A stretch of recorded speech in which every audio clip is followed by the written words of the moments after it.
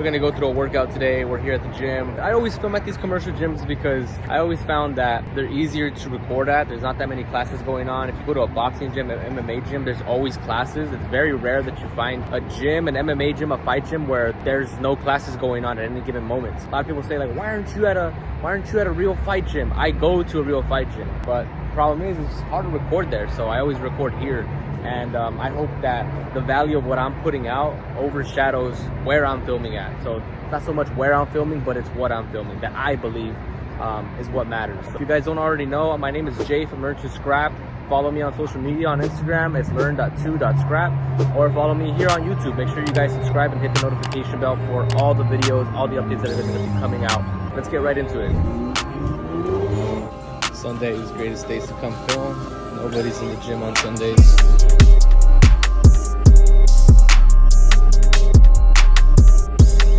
That right there is pretty much the setup. So pretty much an empty studio today. Pretty much on Sundays is like the best time to come to the gym for any gym location, you know, other than like an actual fight gym, because usually those are closed on Sundays. But if you're gonna come to like a commercial gym, it always has to be, I feel like, on Sunday. Everybody's hungover from the night before. Most people don't want to get up, come to the gym. If you're not like about so many bodies being in the room all at once, Sunday is, for me, the perfect ideal time to come to the gym. So let's talk about hand wraps. Once you learn how to wrap your hands, it's one of those things that you never forget how to do ever again. It's like tying your shoes, right? Once you learn how to tie your shoes the first time, you never ask how to do it second time or third time. You just kind of like pick up on it and it becomes muscle memory. So many people have asked me like, hey, drop a video on how you wrap your hands. But I have, and I've done that so many different times, but for some reason, when I post it on social media, it just never does good. The problem with wrapping your hands is it does take a minute, and to find a way to put that in a short form is so difficult. Luckily, we're experimenting with the long form now. So I guess today I'm gonna show you guys how to wrap your hands so you don't have to constantly be looking for a video on how to wrap your hands. This is gonna be the one and only video that you're gonna need to wrap your hands adequately. To start off, you wanna start with the end here that doesn't have the Velcro, right? So this part, I'm using Everlast wraps. Always get the ones that are the longest. So I believe there's 120 and then there's 180,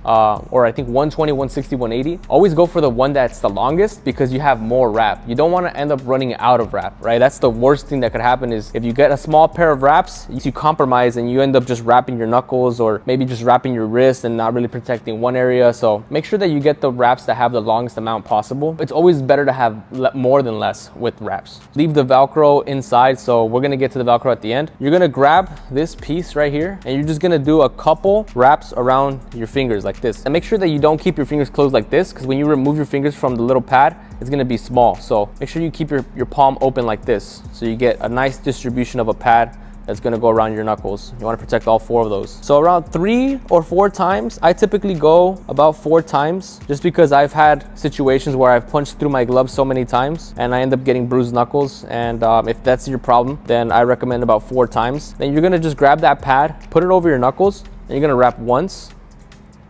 come down your hand here, and then you're gonna go one by one in between each finger. So you're gonna go in through your finger, you're gonna go this way, in through the next finger hole, come back this way, in through the next finger hole, come back this way. Now this next part is kind of optional. A lot of people don't like to wrap their thumb. I do, just to keep my thumb nice and close to my fist. So just one time around the knuckles is perfect.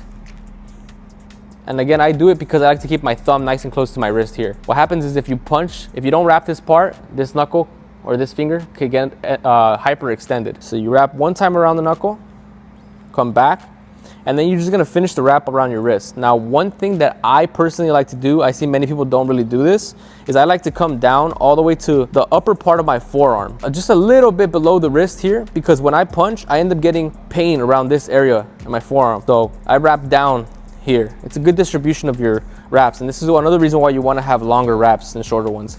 And then I just finish my wraps nice and tight around the wrist, and you want to make sure that you also don't tighten it so hard that the blood doesn't go to your hand, because what ends up happening is your hand will end up start getting purple, and you don't want that shit. So just enough till you feel where your wrist is nice and secure. Again, like I said, it's like tying your shoes. Once you learn how to do this one time, maybe even 2 times, you're not gonna forget after that. It becomes second nature after a while. You forget that you even do it. You just kind of do it out of habit rather than like you're thinking about your hand wrap. Having a good, nice hand wrap is super important to prevent injuries from happening. Like, it's one of the most important things that you can have is a good hand wrap in boxing. And a lot of people don't even know this, but the most common injury that you get in boxing is from injured hands. Most people think it's like a concussion or like bruises or like nose breaks. Like the most common injury in boxing is hand injury. So just one thing to keep in mind, make sure you are always wrapping your hands. And don't listen to the people that say, oh, punch a hard surface to condition your hands. Like, yeah, to an extent, if you're doing it with correct form and you're doing it maybe not at 100% power, but maybe like 30-40%. Just one thing to keep in mind. That's better.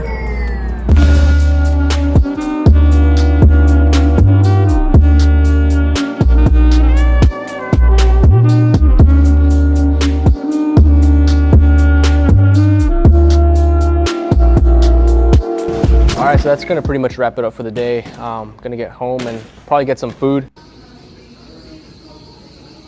We're at Costco now.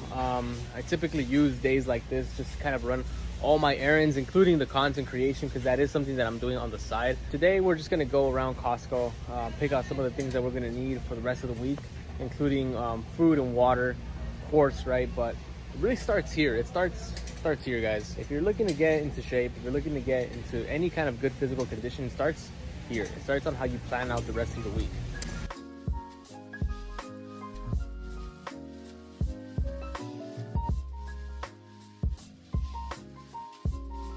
A lot of people don't like water bottles because they're gonna cause cancer or something, but I don't know. I don't see an alternative so far. So I typically go for the 24 pack only because I eat a lot of eggs.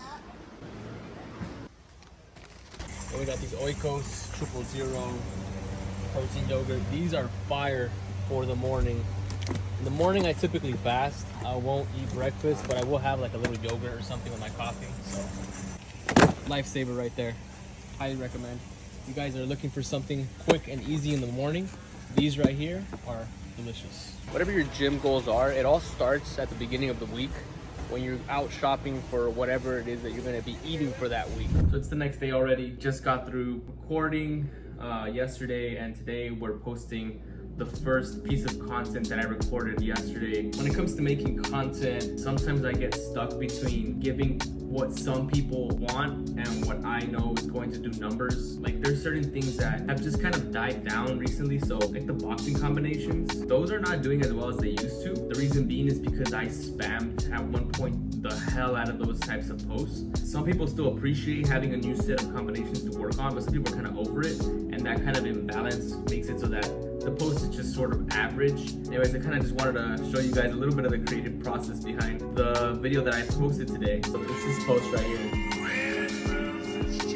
Something that I've always found is super attention grabbing is when you post two things that are so different from one another, and kind of like that duality of the post makes it stand out more. So like I'm doing something pretty exciting, more hardcore, which is that boxing component, and then adding something very chill like some classical music. For some reason it just stands out. I think it has a lot to do with like the duality of the two things, or the two subjects. And you know, a lot of people think like this is all about boxing training, but honestly sometimes I like to express myself through my posts. Like weirdly enough, whenever I post a piece of content, it's also like I'm posting a piece of art. I've never been the kind of person like that draws really well or that can creatively express themselves through any sort of art form. These posts for me, they're kind of like an avenue for me to just sort of create something artistic in the only way that I know how. So we're just gonna cut it there. Thank you guys for watching this video. There's gonna be more to come, so make sure that you guys are subscribed. Make sure you guys hit that notification bell, and thank you guys for watching.